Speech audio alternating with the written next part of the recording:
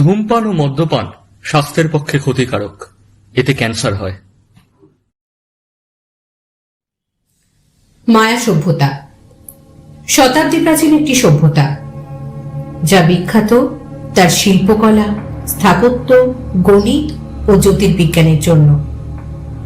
মিশরীয় সভ্যতার মতো এই সভ্যতাতেও উল্লেখিত আছে নাম না জানা সব দেবদেবীর কথা। তাদের কেউ বা ধনসম্পত্তি, যশ, প্রতিপত্তির প্রতীক, আর কেউ বা ধ্বংসের।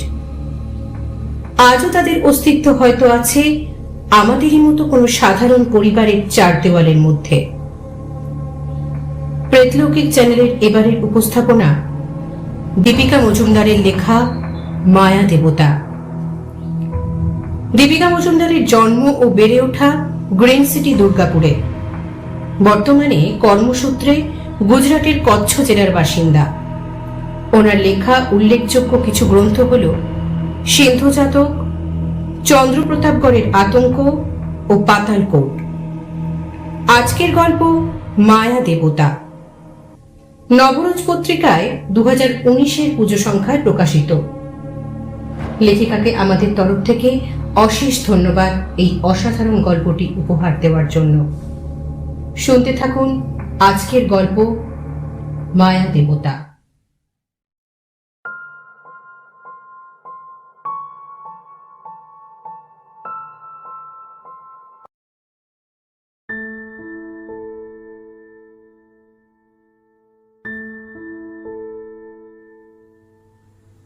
সূর্যাস্তের লালিমায় ঘেরা সুউচ্চ পিরামিডের চূড়াগুলি যেন আদি অনন্ত কাল ধরে রহস্যের ধারক হয়ে মাথা তুলে দাঁড়িয়ে আছে। পিরামিডের গায়ের সিঁড়িতে শেষ বেলার সূর্যের আলো প্রতিফলিত হয়ে ঝিলমিল করছে। প্রাচীন ইউকাটান শহরের মধ্যস্থলে অবস্থিত ধাপে ধাপে গড়া এই পিরামিড মায়া সভ্যতার প্রতীক হয়ে দাঁড়িয়ে থাকবে আগামীতেও। কিন্তু এই স্থাপত্য নির্মাণের মূলে আদিম বর্বর বলে পরিচিত মানুষগুলোর অস্তিত্ব আজ সংকটে। জঙ্গলের আড়াল থেকে মায়া মন্দিরের দিকে চেয়ে ঠিক এই কথাটাই ভাবছিলেন ব্রিটিশ পর্যটক ব্ল্যাক লেস্টার। হঠাৎই সঙ্গী গ্যাব্রিয়েল কেন্টের কনুইয়ের গুঁতো খেয়ে সম্বিত ফিরল ব্ল্যাকের। মন্দিরের সামনে দুজন ভৃত্য সহ এসে উপস্থিত হয়েছেন পাদ্রী জুয়ান ডি কোস্টা। দুই চাকরের কাঁধে বিশাল দুই কাপড়ের পুঁটুলি। সূর্যাস্তের পর থেকে প্রায় ফাঁকা হয়ে যায় মন্দিরের আশেপাশের এলাকা। স্প্যানিশদের আক্রমণের মুখে পড়ে এখনো যে কয়েকজন মায়া গ্রামবাসী বেঁচে আছে, তারা স্প্যানিশদের নতুন প্রযুক্তির অস্ত্র ও লোকবলের কাছে নিতান্তই দুর্বল। ওদের রাজ পরিবারগুলি ধ্বংস হয়েছে অনেক আগেই, কিছুটা স্প্যানিশদের আক্রমণে তো কিছুটা প্রকৃতির বিরূপতায়। স্প্যানিশরা এখন যুদ্ধের বদলে অবশিষ্ট মায়াদের ক্যাথলিক ধর্মে ধর্মান্তরিত করার দিকে ঝুঁকেছে। আর এই কারণেই মায়া গ্রামগুলিতে ফ্রান্সিসকান পাদ্রী নিয়োগ করে গ্রামের মানুষগুলোর কাছে বাইবেলের বাণী প্রচার করার প্রচেষ্টা। এই কাজের জন্য পাদ্রী জুয়ান ডি কোস্টা বেশ খানিকটা সফল হলেও বেশিরভাগ অসফলই বলে মনে হয়। মায়া গ্রামবাসীরা জুয়ান ডি কোস্টাকে বিনা প্রতিরোধে নিজেদের গ্রামে প্রবেশাধিকার দিয়েছে। পাদ্রীর মুখে যিশুর নির্মম কাহিনী শুনেছে, কিন্তু নিজেদের মূল ধর্ম ছেড়ে ধর্মান্তরিত হওয়ার দিকে এগিয়ে আসেনি কেউই। এই কারণে জুয়ান ডি কোস্টা অধৈর্য হয়ে পড়েছেন। শয়তানের উপাসক ঘোষণা দিয়ে শত শত লোককে পুড়িয়ে মেরেছেন। কট্টর ক্যাথলিক প্রকৃতির এই পাদ্রী তাদের ধর্মগ্রন্থে যা নেই বা নিষেধ, সেগুলো পৃথিবী থেকে চিরতরে মুছে দিতে চান। সেনাবাহিনীর চৌকস কিছু সৈন্য নিয়ে গ্রামে হানা দিয়ে মায়া গ্রামবাসীদের জোর করে ধর্মান্তরিত করেছেন তিনি। কিন্তু তিনি জানেন এই বর্বর মায়াদের প্রাচীন পুঁথি ও মূর্তিগুলির মধ্যেও শয়তানের ছায়া থেকে যাবে যদি এগুলোকে চিরতরে নিঃশেষ না করে দেওয়া হয়। তাই সূর্যাস্তের আগে এই শেষ কাজটি করে ফেলতে চান জুয়ান ডিকোস্টা। মায়া মন্দিরের সামনের ফাঁকা জায়গাটায় একটা বিরাট অগ্নিকুণ্ড বানানো হয়েছে। পাদ্রীর নির্দেশে তার দুই ভৃত্য তাদের কাঁধের বোঝা হালকা করে এক এক করে মায়াদের পুঁথি ও সংগ্রহ করা মূর্তিগুলো নিক্ষেপ করলো সেই অগ্নিকুণ্ডে।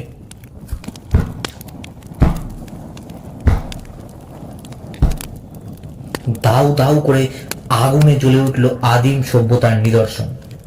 পুড়ে ছাই হতে লাগলো অসামান্য দলিল। জুয়ান ডিকোস্টা সন্তুষ্ট চিত্তে দাঁড়িয়ে দেখলেন সেই আগুন। তার মতে শয়তানের সামগ্রী ধ্বংস করা মহাপুণ্যের কাজ। শয়তানের পোড়া ছাই ও ধোঁয়া ক্ষতিকর ঘোষণা দিয়ে তিনি সরে গেলেন অগ্নিকুণ্ডের সামনে থেকে। পোড়া শেষ হলে সমস্ত ছাই ফেলা হবে খরস্রোতা নদীতে। আজ আরো একটি ভয়াবহ কাজ সম্পূর্ণ করতে হবে তাকে। কিছু অবাধ্য মায়া গ্রামবাসীদের বন্দী করা হয়েছিল। শত অত্যাচারেও এরা ধর্মান্তরিত হতে অস্বীকার করেছে। এদের মেরে ফেলতে হবে। পাদ্রী জুয়ান ডিকোস্টা ও তার দুই ভৃত্য সরে যেতেই অগ্নিকুণ্ডের জায়গাটা একেবারে নির্জন হয়ে পড়ল। জঙ্গলের আড়াল থেকে বেরিয়ে এলো ব্ল্যাক আর গ্যাব্রিয়েল। পাদ্রী দৃষ্টিসীমার বাইরে চলে যেতেই অগ্নিকুণ্ডের দিকে এগিয়ে গেল দুই ব্রিটিশ পর্যটক। জ্বলন্ত অগ্নিকুণ্ডের মধ্যে থেকে লাঠি দিয়ে একটা পাথরের মূর্তিকে খুঁচিয়ে বের করে আনলো ব্ল্যাক।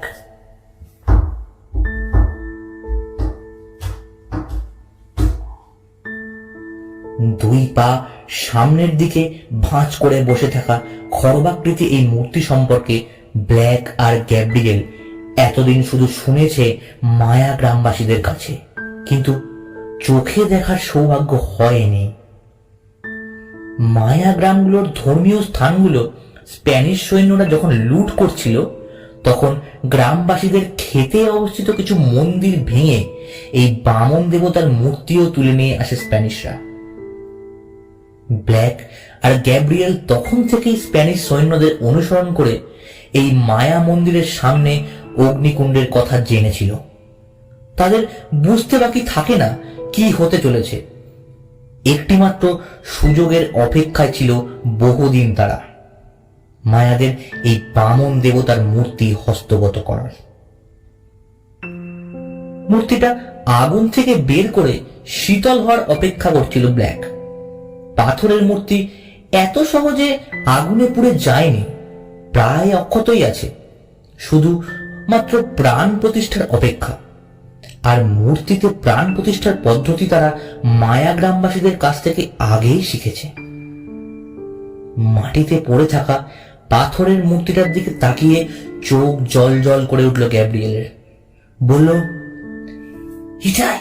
এটাই মায়াদের বামন দেবতা, যারা মূর্তিকে ওরা ক্ষেতের মাঝখানে লুকিয়ে রাখে। ব্ল্যাক মূর্তির দিকে তাকিয়েই গ্যাব্রিয়েলের কথায় সম্মতি জানালো। বলল,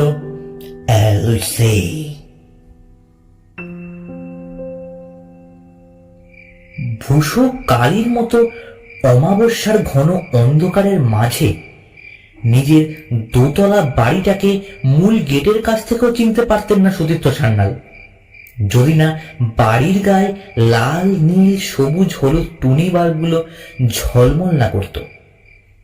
গেটের দুটো পিলারের উপরের হলদেটে দুটো আলো ছাড়া সাধারণত আর কোনো আলো জ্বলে না সন্ধ্যে থেকে।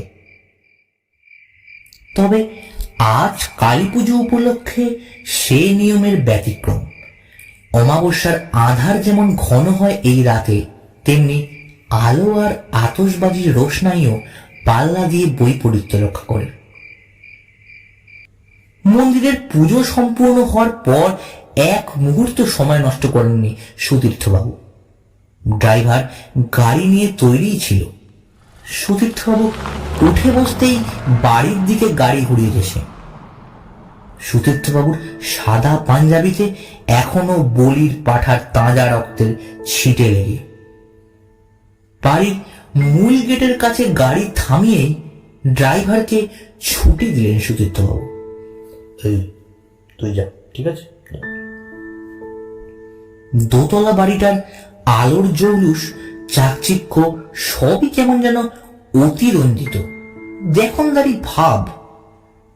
আসলে প্রথিতযশা সুতীর্থবাবুর ব্যক্তি জীবনের মতোই তার বাড়িটার অন্দরমহলও খাঁ খাঁ করে। স্ত্রী গত হয়েছেন বছর 10 আগে। সঙ্গীবিহীন 50 সুতীর্থবাবুর কাছে একাকিত্বের চেয়েও বড় সমস্যার জায়গা হলো তার 2 ছেলে।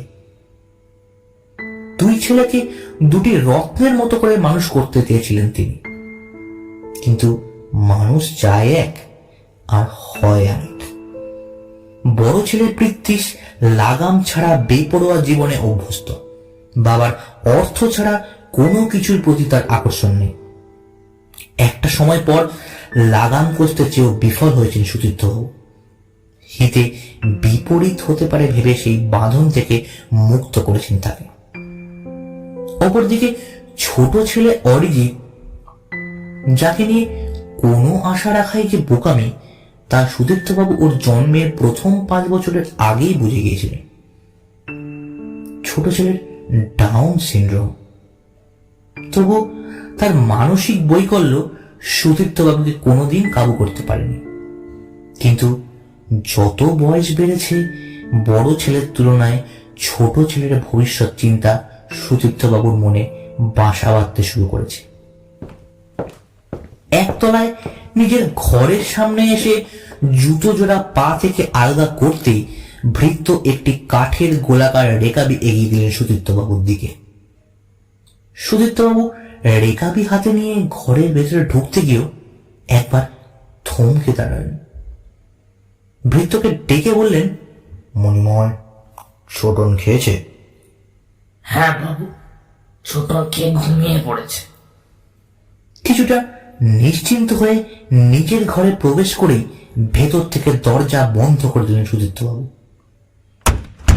ঘরের ভেতরে আলো না জ্বেলেই লাগোয়া আর একটি ঘরের দরজার তালায় চাবি ঘোরালেন সুতীর্থবাবু। খুট করে একটা শব্দ হয়ে দরজা খুলে গেল। দরজার পাশে কোনো ঘর নেই, বরং লাগোয়া একটা সরু করিডোর। বাঁ হাতের দেওয়ালের সুইচ বোর্ডের বোতাম চেপে আলো জ্বালতেই আলোকিত হয়ে উঠল করিডোর। রেকাবিটা হাতে নিয়ে করিডোরের অপর প্রান্তে আর একটি দরজার তালা খুলতেই পিছন থেকে শব্দটা কানে এলো সুতীর্থবাবু। পিছনে কারোর নাড়াচাড়ার শব্দ। নিজের অন্ধকার শোয়ার ঘরের দিকে পিছন ফিরে একবার দেখলেন, না, কেউ নেই। কিন্তু সামনের ঘরের দরজার তালা আলগা করতেই শব্দটা আবার শুনতে পেলেন তিনি। মনে হলো কেউ যেন ঠিক তার পিছন থেকে অন্য পাশে সরে গেল। বিগত বেশ কয়েকদিন ধরেই ব্যাপারটা খেয়াল করছেন সুদীপ্তবাবু। তিনি যেদিন রাতে এই ঘরে আসেন সেই দিনই যেন মনে হয় কেউ তাকে অনুসরণ করছে, কেউ যেন দেখছে তার সমস্ত গুপ্ত ক্রিয়াকলাপ। মনে থেকে সমস্ত সন্দেহ দূর করে দীর্ঘ শ্বাস ফেলে ঘরে প্রবেশ করলেন সুদীপ্তবাবু।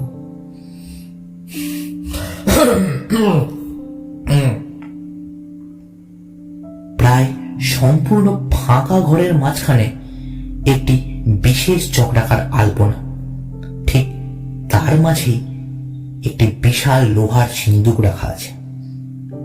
সিন্দুকের ডালাটা খোলা।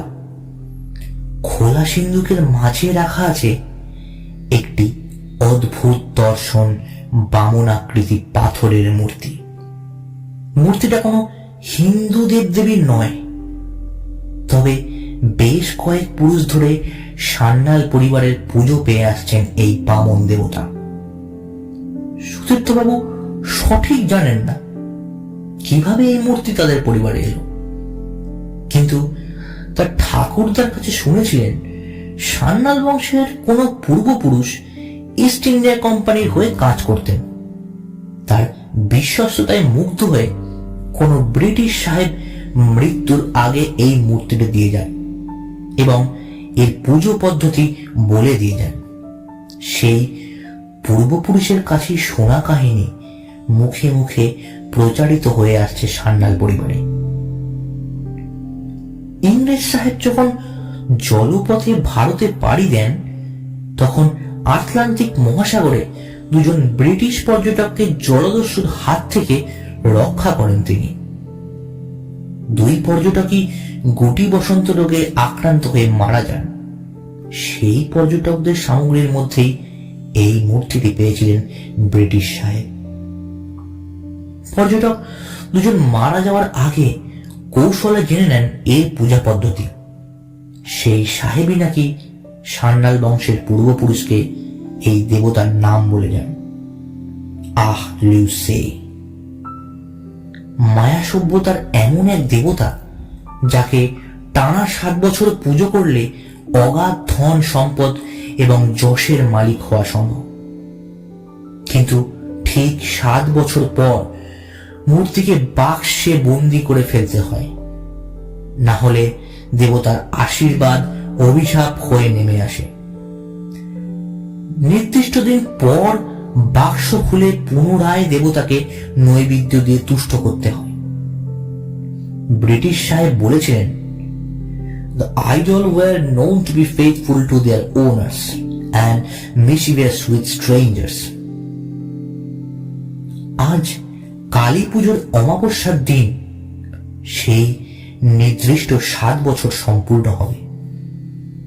তাই সুতীর্থবাবু আখলুসের দেবতার শেষ নৈবেদ্য প্রস্তুত করছেন। দেবতা নৈবেদ্য গ্রহণ করলেই আগামীকাল সূর্যোদয়ের আগে দেবতার মূর্তিকে বাক্স বন্দি করে ফেলতে হবে। সুতীর্থবাবু জানেন আজকে সান্যাল পরিবারের যে ধন সম্পত্তি, খ্যাতি, প্রতিপত্তি, সামাজিক প্রতিষ্ঠা, তার মূলে আছেন দেবতা আখলুসে।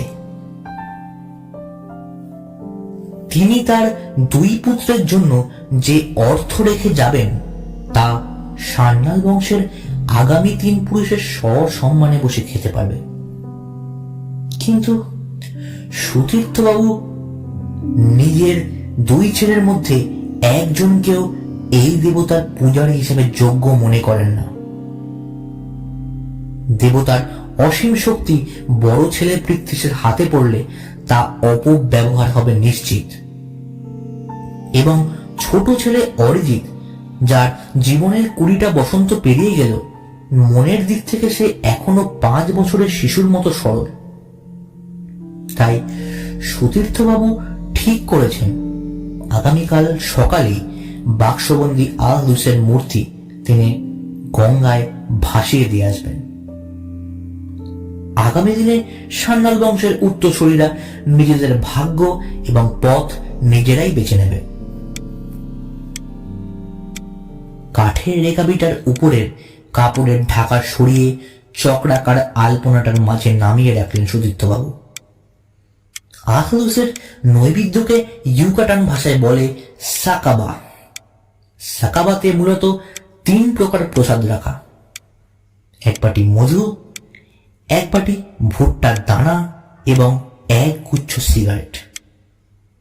এছাড়াও প্রতিদিনের তৈরি খাবার থেকে যে কোনো একটি পদ দিয়ে সাকাবা সম্পূর্ণ হয়। কালী মন্দিরের বলির পাঠার খানিকটা মাংস তুলে এনেছিলেন সুতীর্থবাবু। একটা খালি কাঠের বাটিতে কাঁচা মাংসের খণ্ডটা রেখে সাকাবার রেকাবিতে তুলে দিলেন সুতীর্থবাবু। চক্রের সামনে হাঁটু গেড়ে বসে হাত জোড় করে দেবতার কাছে প্রার্থনা করলেন, হে সমৃদ্ধির দেবতা আখলুসে, আমার আজকের এই শেষ নৈবেদ্য গ্রহণ করো। প্রার্থনা সম্পূর্ণ করে সুতীর্থবাবু ঘড়ি দেখলেন, রাত্রি 2:25। ভোর হতে আর ঘন্টা 2 মাত্র বাকি। ঘর ছেড়ে বেরিয়ে এলেন তিনি। সূর্যোদয়ের আগে এসে সিন্ধুকের ডালা বন্ধ করে দিলেই হবে। এই সময়টুকু তিনি নিজের ঘরের আরামকে জ্বালায় বসেই কাটিয়ে দেবেন। কিন্তু ঘর ছেড়ে করিডোর হয়ে আসার পথে সুতীর্থবাবুর মনে হলো তিনি এখানে ঠিক একা নয়, আরো কেউ যেন আছে এখানে, কেউ যেন গোপনে তার উপরে নজর রাখছে। বিগত কয়েক মাসে যখনই তিনি এই ঘরে এসেছেন, এই দ্বিতীয় সত্তার উপস্থিতির উপলব্ধিটা প্রায় প্রতিবারই হয়েছে তার। তিনি করিডোরের আলো বন্ধ না করে ঘরে তালা দিয়ে বেরিয়ে নিজের শোবার ঘরে এসে উপস্থিত হলেন। তৃতীয় কারোর উপস্থিতিটা কি নেহাতি তার মনের ভুল, নাকি সত্যিই কেউ তাকে অনুসরণ করছে? তিনি অজান্তে কোনো ভুল করছেন না তো? মোবাইলে ভোর 4:30 অ্যালার্ম দিয়ে আরাম কেদারায় গা এলিয়ে দিলেন সুতীর্থবাবু। অ্যাকোনাইট, বিষটা সম্ভবত অ্যাকোনাইট। এই কারণেই অটপসিতে ধরা পড়েনি। সামান্য নিচু স্বরে বললেন ডক্টর লাহিড়ী। ড্রয়িং রুমের সোফায় মাথা পিছনে হেলিয়ে বসেছিল পৃথ্বীশ। পরনে 2 প্রস্থ সাদা ধুতি, এলোমেলো চুল, 3 দিনের না কামানো দাড়ি। আজ 3 দিন হলো সুতীর্থবাবু মারা গেছেন। কালী পুজোর পরের দিন সকাল 7টা নাগাদ ড্রাইভারকে ফোন করে আসতে বলে স্নান করতে গিয়েছিলেন। হঠাৎ বাথরুমে পড়ে যান। হাসপাতালে নিয়ে যাওয়ার পথেই হাত পা ঠান্ডা হতে শুরু করে। পৃথ্বীশ জানতে পেরেছিল ড্রাইভারকে ফোন করে গঙ্গার ঘাটের দিকে যাওয়ার কথা বলেছিলেন সুতীর্থবাবু। পৃথ্বীশ ভেবে পায় না ঠিক কি কারণে সকাল সকাল গঙ্গার ঘাটে যাওয়ার প্রয়োজন পড়ল বাবার।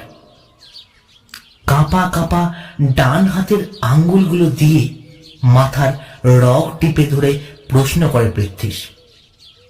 বাবার তো তেমন কোনো শত্রু ছিল বলে জানা নেই আমার, তাহলে কেন কেউ বাবার চায়ে বিষ মেশাবে? পুলিশ তো সকলকেই জেরা করেছে, এমনকি সেদিন মন্দিরে যারা উপস্থিত ছিলেন তাদেরকেও। আশেপাশে চোখ বুলিয়ে নিশ্চিন্ত হয়ে ফিস ফিস করে বললেন ডক্টর লাহিড়ী, বাড়ির ভৃত্যদেরও আলাদাভাবে জেরা করেছে পুলিশ। কথাটা বলেই চমকে উঠেছেন ডক্টর লাহিড়ী। ড্রয়িং রুম থেকে রান্নাঘরের দিকে যাওয়ার লাগোয়া দরজায় ভৃত্য মণিময় এসে দাঁড়িয়েছে। মণিময়কে দেখে ইতস্তত করে যাওয়ার উপক্রম করলেন ডক্টর লাহিড়ী। বললেন, আমি তাহলে এখন আসি, কোনো প্রয়োজন হলে বলবেন। ডক্টর লাহিড়ী উঠে যেতেই মণিময় ঘরে এসে বললেন, ছোটনের চান খাওয়ার সময় হয়ে গেল।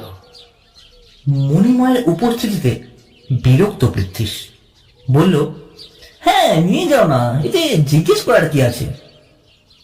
ড্রয়িং রুমের এক পাশে জানলার ধারে বসে বাইরের দিকে এক মনে কি যেন দেখছিল অরিজিৎ। বাঁ দিকের ঘাড় কাত করে বিড়বিড় করতে থাকে অরিজিৎ।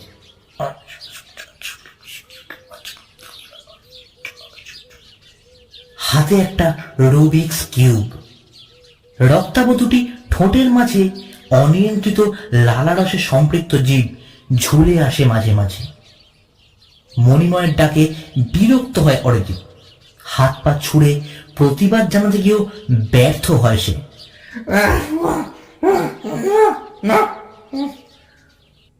কিছুটা অবাধ্য হয়ে মণিময়ের হাত ধরে ড্রয়িং রুম থেকে প্রস্থান করে সে।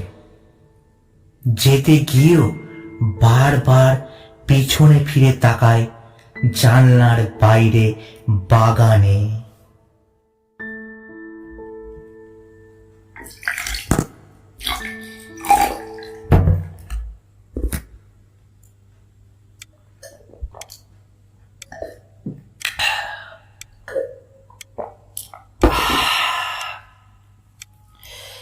এত বড় ঝুঁকিটা নিয়ে কোনো লাভ হলো না শ্রী। সোনালি তরলের তলানিটুকু এক চুমুকে শেষ করে দিয়ে বলে পৃথ্বীশ, ভেবেছিলাম বাবা আমার পথের একমাত্র কাঁটা, কাঁটা দিয়েই কাঁটা তুলে ফেলবো, কিন্তু বুড়োটা তলায় তলায় কবে যে উইল করে রেখেছিল। ভেবেছিলাম বাবাকে সরিয়ে দিলে ছোটনকে দুর্ঘটনার মুখে ফেলে সরিয়ে দেওয়াটা কোনো বড় কাজ হবে না, কিন্তু এখন সে রাস্তা বন্ধ। আর ওই ঘরের চাবিটা পেয়েছো? বরফের কিউ গ্লাসে ছাড়তে ছাড়তে প্রশ্ন করল শ্রীপর্ণা। আগের দিন রাতে অনেকক্ষণ ওই ঘরে কাটিয়েছে বাবা, তবে তুমি চিন্তা করো না, চাবি না পেলেও ওই ঘরের দরজা ভাঙতে আমার খুব বেশি সময় লাগবে না। কথাটা বলল ঠিকই পৃথ্বীশ, কিন্তু ঘরের ভিতরে বংশের সঞ্চিত সম্পদ ছাড়াও একটি লোহার সিন্ধুকে যে দেবতার মূর্তি আছে সেটা তার অজানা নয়। মূর্তিটা বংশানুক্রমে পুজো পেয়ে আসছে।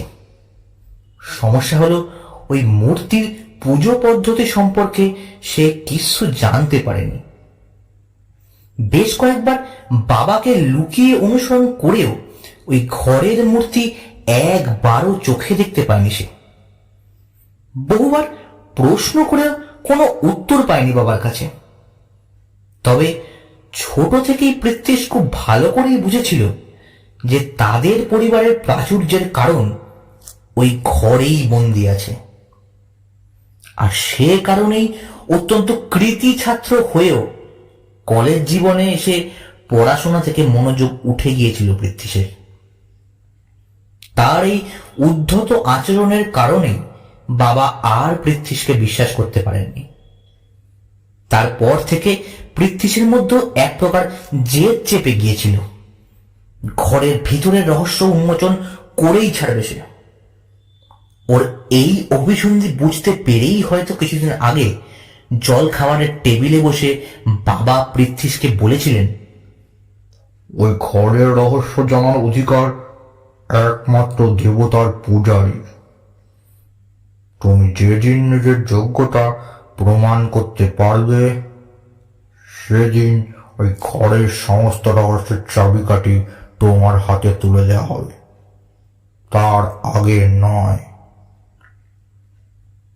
কথায় কথায় পৃথ্বীশ এও জেনেছিল যে ওই মূর্তি নাকি খুবই জাগ্রত এবং শুধুমাত্র নিজের পূজারীর প্রতি বিশ্বস্ত।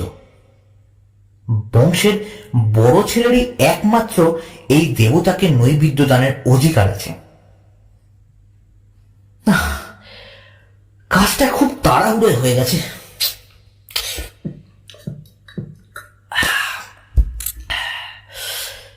গ্লাসে চুমুক দিতে দিতে শবতোক্তি করে পৃথ্বীশ। অর্থের লোভে পড়ে সে অন্ধ হয়ে গিয়েছিল। আর কটা দিন অপেক্ষা করে কাজটা করলে উইলটা কোনোভাবে বদলে ফেলা যায় না? শ্রীপর্ণার প্রশ্নে সম্বিত ফেলে পৃথ্বীশের। দীর্ঘ নিঃশ্বাস ফেলে দুপাশে নিঃশব্দে মাথা নাড়ে সে। বলে, বদলে ফেলা যাবে না, কিন্তু খুব শীঘ্রই একটা উপায় বের করতে হবে। ছোটনের সাথে কথা বলতে হবে। সমস্যা যেন পৃথ্বীশের জীবন থেকে যাওয়ার নামই নিচ্ছে না। বাবা বেঁচে থাকতে সে নিজের ইচ্ছায় টাকা পয়সা ব্যবহার করতে পারেনি। প্রতিবার বাবার কাছে হাত পাততে হয়েছে নিজের প্রয়োজন মেটাতে। একটু বেচাল হলেই তাকে প্রতি পদে পদে কৈফিয়ত দিতে হয়েছে।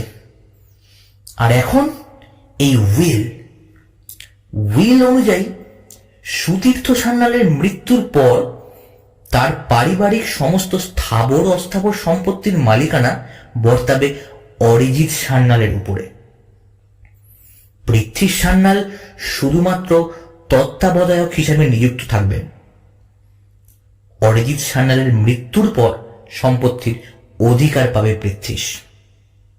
কিন্তু অরিজিৎ সান্যালের যদি অপমৃত্যু হয় অথবা তার মৃত্যুর পিছনে পৃথ্বী সান্যালের কোনো রকম ষড়যন্ত্র অথবা গাফিলতি প্রমাণিত হয়, তাহলে উইলে উল্লিখিত 5টি অনাথ আশ্রমের নামে সমস্ত সম্পত্তি সমান ভাগে ভাগ হয়ে যাবে। উইলে উল্লেখিত 5টি অনাথ আশ্রম সম্পর্কে খোঁজ নিয়েছে পৃথ্বীশ।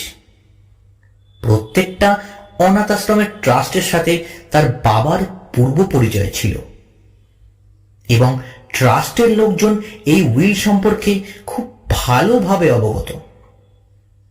নিজের নির্বুদ্ধিতা আর মন্দ ভাগ্যের জন্য নিজেকে মনে মনেই দোষারোপ করতে থাকে পৃথ্বীশ। সমস্যাগুলো নিয়ে যতই ভেবেছে সে ততই যেন জটিলতর হয়ে দেখা দিচ্ছে বারবার। নিজের রাগের ওপর কোনোদিনই নিয়ন্ত্রণ নেই তার। তবে একটা কাজ আজ খুব ঠান্ডা মাথায় সারতে হবে।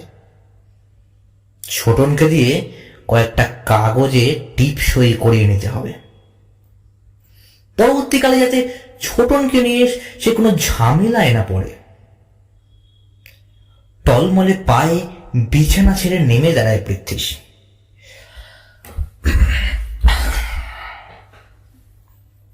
শার্টের বোতামগুলো কোনো রকমে লাগিয়ে গাড়ির চাবি নিয়ে শ্রীপর্ণার ঘর ছেড়ে বেরিয়ে আসে।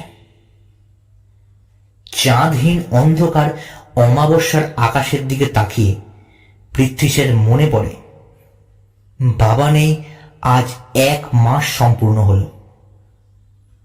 আচ্ছা, দেওয়ালের দিন সকালে বাবা ড্রাইভারকে নিয়ে গঙ্গার ঘাটে যেতে চেয়েছেন কেন? আর ঘরের চাবির গোছাটাই বা কোথায় গেল? এই 1 মাস যাবৎ সে বাবার ঘর তন্ন তন্ন করে খুঁজেছে, কোথাও ওই চাবির গোছাটা নেই। প্রশ্নগুলো পৃথ্বীশের মাথায় বেশ কয়েকদিন ধরেই ঘুরপাক খাচ্ছে।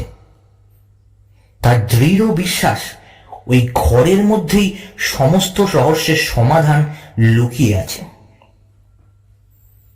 প্রশ্নের গোলক ধাঁধা নিয়েই বাড়ির রাস্তায় গাড়ি ঘোড়ায় পৃথ্বীর সামনে। ছোটনকে ঘুম থেকে তুলেই কাগজগুলোয় আঙ্গুলের ছাপ নিয়ে নিতে হবে। গ্যারেজে গাড়ি রাখার সময় অস্বাভাবিকতাটা খেয়াল করেছিল পৃথ্বীশ। সদর দরজা কোনোদিন এভাবে হাঁ করা থাকে না। মণিময় এই সান্যাল পরিবারের অনেক দিনের পুরনো ভৃত্য। পরিবারের নিয়ম কানুন এবং দায় দায়িত্ব সম্পর্কে সচেতন সে। যদিও সুতীর্থবাবুর মৃত্যুর জন্য পুলিশের চোখে সবচেয়ে সন্দেহভাজন ব্যক্তি ওই মণিময়, তবু বিগত 1 মাসে মণিময়ের কাজে কোনো গাফিলতি দেখেনি পৃথ্বীশ। কিন্তু আজ কি এমন হলো যে ঘরের দরজা এমন আলগা ছেড়েই ঘুমিয়ে পড়ল মণিময়? ধীর পায়ে বাড়ির ভেতর প্রবেশ করে পৃথ্বীশ। ঘরের ভেতরে কোনো আলো জ্বলছে না। যে মৃদু আলো রাতের বেলায় ড্রয়িং রুম আলোকিত করে রাখে আজ সেটাও বন্ধ। শীতের শুরুর মরশুম, কনকনে না হলেও গায়ে লাগার মতো ভালোই ঠান্ডা। কিন্তু কড়া অ্যালকোহলের মাদকতায় পৃথ্বীশের শরীর গরম। জরুরি ফাইলের ব্যাগ আর ওয়েস্টকোটটা সোফায় নামিয়ে হাঁক ছাড়ল সে। মণিময়দা, রান্নাঘরের পাশের ছোট ঘরটা মণিময়ের। সেই ঘরের দরজা বাইরে থেকে বন্ধ দেখে অবাক হলো পৃথ্বীশ। এত রাতে মণিময় ঘরে নেই, গেল কোথায়? রান্নাঘরের দিকের করিডোর ছেড়ে বাড়ির মূল দরজা বন্ধ করে দেয় পৃথ্বীশ। পরপর দুটো ঘর পেরিয়ে নিজের ঘরের দিকে যেতে গিয়ে আবারও চমকেছে। ছোটনের ঘরের দরজা বাইরে থেকে বন্ধ, অথচ বাবার ঘরের দরজা এত রাতে খোলা। বাবার মৃত্যুর পর এই ঘর সাধারণত খোলাই হয়নি। পৃথ্বীশ বেশ কয়েকবার এসে ঘরে তল্লাশি চালিয়েছে, এছাড়া এই ঘরে আর কারোর প্রবেশাধিকার দেয়নি পৃথ্বীশ। নিশ্চয়ই বাড়ি ফাঁকা পেয়ে মণিময় বাবার ঘরে ঢুকেছে চুরি করতে। অন্ধকার ঘরে পা টিপে ধীরে ধীরে প্রবেশ করে পৃথ্বীশ। একা বয়স্ক মণিময়কে কাবু করা বছর 25-এর যুবক পৃথ্বীশকে বেগ পেতে হবে না। কিন্তু এবারও খালি ঘরে প্রবেশ করে হতাশ হতে হলো পৃথ্বীশকে। দরজা খুলতে করিডোরের আলো এসে ভরিয়ে দিল শূন্য ঘর, আর সেই আলোতেই লাগোয়া আর একটি দরজায় পিতলের ঝুলন্ত চাবির গোছা চকচক করে উঠেছে। এ সেই চাবির গোছা যেটাকে বিগত 1 মাস পৃথ্বীশ তন্ন তন্ন করে খুঁজেও পায়নি। চাবির গোছা আঙ্গুলের ফাঁকে নিতে দরজা আলগা হয়ে খুলে যায়। সামনে লম্বা অন্ধকারাচ্ছন্ন করিডোর। জায়গাটা খুব ভালোভাবেই চেনা পৃথ্বীশের। ছোটবেলায় বহুবার সে বাবাকে লুকিয়ে অনুসরণ করে এসেছে এখানে। লুকিয়ে দেখার চেষ্টা করেছে পাশের ঘরের ক্রিয়াকলাপ, ব্যর্থ হয়েছে প্রতিবারই। পৃথ্বীশ দেখল করিডোরের শেষ প্রান্তের দরজাটা খোলা। ঘরের ভেতর আগুনের শিখার নাচানাচি করিডোর থেকেই বোঝা যায়। বাড়ির বড় ছেলে হয়ে যে ঘরে সে এতদিন প্রবেশাধিকার পেল না, সেই ঘর খুলেছে বাড়ির ভৃত্য মণিময়। কথাটা ভেবেই রাগ ও বিরক্তিতে মাথার ভেতরটা দপ করে জ্বলে উঠল পৃথ্বীশের। দ্রুত পা ফেলে আধ খোলা দরজাটা লাথি মেরে খুলে দিল সে।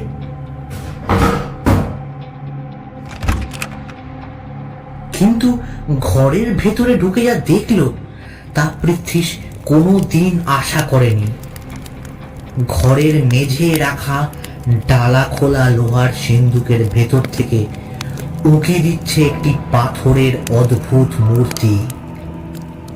তার সামনে মোমের আলোয় দরজার দিকে পিঠ ঘুরিয়ে বসে আছে মণিময় আর ছোটন। তুই তুই এখানে কি করছিস? কথাগুলো বলতে বলতেই অরিজিতের দিকে ছুটে যায় পৃথ্বীশ। হাত ধরে টেনে হিঁচড়ে মেঝে থেকে উঠিয়ে দেয় ওকে। ওঠ,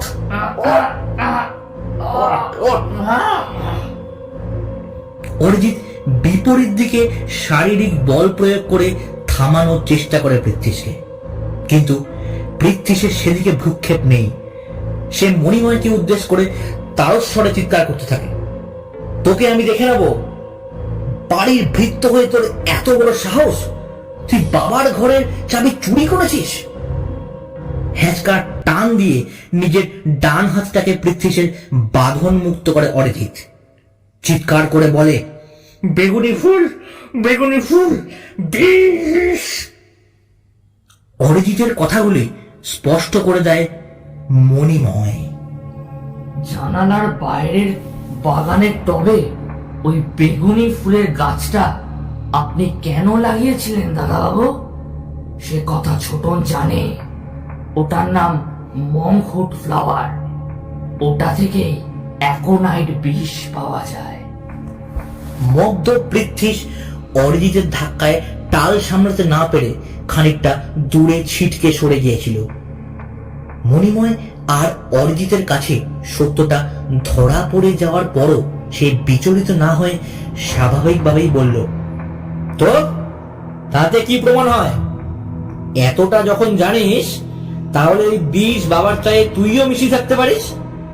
পৃথিস আবারও ছুটে এসে অরিজিৎকে মারতে যায়। মণিময় এসে হাত ধরে বাধা দেয় পৃথ্বীশকে। না দাদাবাবু না। বলে, দাদাবাবু, আপনি তো সারা রাত ফুর্তি করে এসে বেলা অবধি বেহুঁশ হয়ে ঘুমিয়ে থাকেন। আপনি কিভাবে জানলেন বিষটা বড়বাবুর চায়ে মেশানো হয়েছিল? মণিময়ের আক্রমণের কোনো উত্তর খুঁজে পায় না পৃথ্বীশ, শুধু কড়া দৃষ্টিতে তাকিয়ে থাকে ওর দিকে। মণিময় আবার বলে ওঠে, আসলে বিষটা চায় নয়, আগের দিন রাতে দুধেই মিশিয়ে রেখেছিলেন আপনি। সকালে ওই দুধেই বড়বাবুর জন্য আমি চা করব, এটা আপনার জানা ছিল? হ্যাঁ ছিল। চিৎকার করে ওঠে পৃথ্বীশ, বাবার খুনের জন্য যদি আমি দায়ী হই তাহলে তোরা এই ঘরে কি করছিস? চাবি বা কোথায় পেলি? আপনি হয়তো ভাবছেন আমরা চাবি চুরি করেছি, কিন্তু বড়বাবুকে যখন হাসপাতালে নিয়ে যাওয়া হয় তখন ছোটনের হাতে তিনি নিজেই চাবি দিয়ে গিয়েছিলেন। হঠাৎ বাতাসহীন ঘরের মাঝে মোমের শিখা কেঁপে উঠল। ঘাড়ের কাছে শীতল বাতাসের স্পর্শে গায়ের রংকুপ সজাগ হয়ে উঠল পৃথ্বীশের।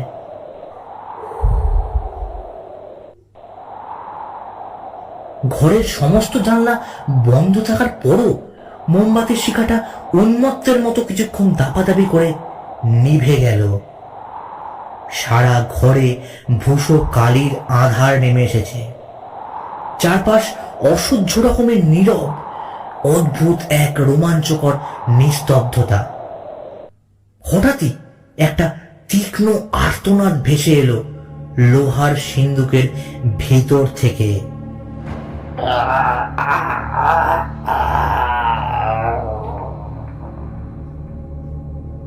উৎকট পচা মাংসের গন্ধ এসে লাগলো পৃথ্বীশের নাকে। গন্ধের চোটে তার বমি হয়ে যাওয়ার জোগাড়। অন্ধকারটা কয়েক মুহূর্তে চোখে সয়ে যেতে আচমকাই তার মনে হলো সিন্দুকের ভেতর থেকে লাফ দিয়ে কিছু একটা বেরিয়ে এসেছে। সহজে ভয় পাওয়ার মানুষ নয় পৃথ্বীশ, কিন্তু অদ্ভুত একটা অজানার আশঙ্কা তাকে ঘিরে ধরেছে। ব্যস্ত হাতে পকেট থেকে মোবাইলটা বের করে আলো জ্বালতেই দেখল মণিময় আর অরিজিৎ গা ঘেঁষাঘেঁষি করে দাঁড়িয়ে আছে। তবে সিন্দুকের ভেতর থেকে ঠিক কি বেরিয়ে এসেছিল পৃথ্বীশের দৃষ্টিগোচর হলো না, কারণ অন্ধকারে দেওয়ালের দিকে পিছতে পিছতে সে সিন্দুকের প্রায় পিছনে এসে থেমেছে। তবে সেই উৎকট আষ্টে পচা মাংসের গন্ধ জানান দিচ্ছিল ওদের তিনজন ছাড়াও অপার্থিব ব্যাখ্যাতীত কিছু অস্তিত্ব আছে এই ঘরে। মোবাইলের আলোটা জ্বালিয়ে ধীরে ধীরে সিন্দুকের সামনের দিকে এগিয়ে গিয়ে দেখল পৃথ্বীশ সিন্দুক খালি পড়ে আছে, আর সিন্দুকের সামনে নামিয়ে দেওয়া মধু, ভুট্টার দানা, রান্না করা সবজি এবং কয়েকটা সিগারেট ছড়িয়ে আছে। সেই ছড়িয়ে থাকা খাদ্যগুলো দুহাতে তুলে খাচ্ছে কুৎসিত দর্শন বামন আকৃতি সেই জীবন্ত মূর্তি। বহুদিন আগে বাবার কাছে যার নাম শুনেছিল সে, এলুসে। মোবাইলের মৃদু আলোতে স্পষ্ট দেখা যায় না, শুধু অবয়বটা বোঝা যায়। মানুষের মতো, কিন্তু মানুষ নয়। একজন মানুষের গায়ের চামড়া ছিলে নিলে যেমন গোলাপি দগদগে ঘা বেরিয়ে থাকে, সেরকম গায়ের রং। চুলহীন ন্যাড়া মাথা, মুখের দুপাশে কানের লতিতে বড় বড় বৃত্তাকার কুণ্ডল। সেই জীবন্ত মৃত্যুদূতের দিকে স্থির দৃষ্টিতে তাকিয়েছিল পৃথ্বীশ। চোখ সরিয়ে অন্য কোথাও তাকানোর সাহস নেই তার। তবুও চোখের কোণ দিয়ে দেখলো মণিময় আর অরিজিৎ ধীরে ধীরে দরজার দিকে এগিয়ে যাচ্ছে। বামন দেবতা তখনও উৎসর্গীকৃত নৈবেদ্য সাকাবা দুহাতে তুলে খেতে মশগুল। পৃথ্বীশের উপস্থিতি সে টেরও পায়নি। পৃথ্বীশও ধীরে ধীরে দরজার দিকে এগিয়ে যাচ্ছিল। হঠাৎ মণিময় বলল, বড়বাবু, এই মূর্তি গঙ্গায় বিসর্জন দিতে চেয়েছিল, কিন্তু ছোটনের জীবন বাঁচাতেই দেবতাকে সাকাবা দিয়ে আহ্বান করা হয়েছে। জীবন বাঁচাতে? পৃথ্বীশের চোখে মুখে আতঙ্কের চেয়ে বেশি বিস্ময়। মণিময় হেসে বলে, যে সম্পত্তির লোভে নিজের জন্মদাতাকে খুন করতে পারে, সে কি নিজের ভাইকে ছেড়ে দেবে দাদা বাবু? কিন্তু তুই কিভাবে? মনে আছে ছোটবেলায় বাবার ঘরে লুকিয়ে থাকতে এই ঘরের রহস্য জানার আছিলায় ছোটন শুধু একটা পদক্ষেপ বেশি নিয়েছিল। স্টোর রুমের খোল খুলে দিয়ে এই ঘরের সব রহস্য তার জানা হয়ে গিয়েছিল। আমি এখন কি করব? মণিময় আমায় তোমাদের সাথে নিয়ে চলো। অরিজিতের দিকে ফিরে তার হাত ধরে বলে পৃথ্বী, ছোট আমায় নিয়ে চল, কথা দিচ্ছি আমি তো কোনো ক্ষতি করবো না। একরাশ রাগ আর ঘেন্নায় একদলা থুতু ছিটিয়ে দেয় পৃথ্বীশের গায়ে অরিজিৎ। ধাক্কা দিয়ে দাদাকে ফেলে দেয় ঘরের মেঝে।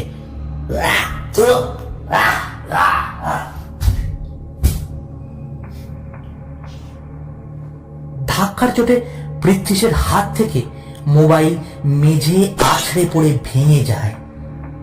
আবারও ঘরের ভেতর জমাট অন্ধকার ফিরে আসে। পৃথ্বীশের মনে পড়ে তার বাবার কথা, The idol were known to be faithful to their owners and mischievous with strangers. Prithwish এখন আলুসের কাছে অবাঞ্ছিত, অপরিচিত এবং সবচেয়ে বড় কথা, ওর মালিক অরিজিতের শত্রু। ঘরের মেঝে থেকে একটা অন্যরকম শব্দ ক্রমশ এগিয়ে আসতে লাগলো পৃথ্বীশের দিকে।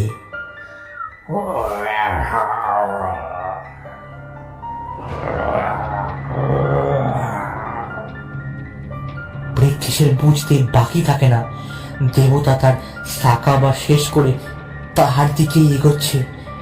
খুব ধীরে ধীরে একটা শীতল ভেজা মাংসল হাত পৃথ্বীশের শরীর বেয়ে উঠতে থাকে। পা থেকে শুরু করে পেট, নাভি, বুক হয়ে ক্রমশ গলার কাছে এসে স্থির হয় শীতল নিঃশ্বাস। চটচটে আঠালো পদার্থে ঢেকে যায় পৃথ্বীশের শরীর। করিডোরের প্রান্তে এসে দরজায় তালা দিতে গিয়ে কান ফাটা আর্তনাদ শুনতে পায় মণিময়।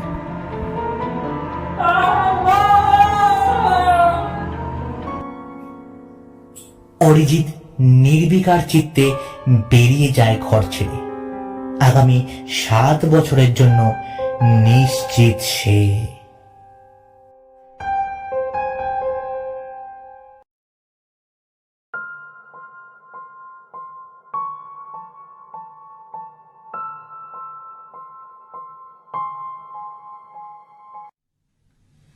শুনছিলেন দীপিকা মজুমদারের কলমে মায়া দেবতা। গল্প পাঠে ছিলেন বিশ্বরূপ। বিভিন্ন চরিত্রে অভিনয় করেছেন বিশ্বরূপ, অর্ণব ও উষা।